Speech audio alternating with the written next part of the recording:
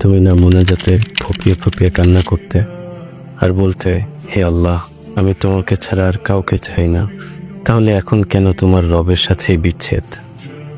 তুমি না তওবা করেছিলে? তুমি না আল্লাহর জন্য সব ছেড়ে দিয়েছিলে?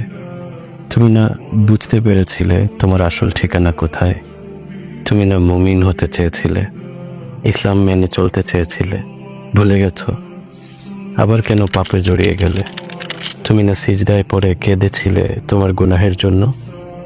তাহলে কেন আবার দুনিয়ার ধোকায় পড়ে গেলে?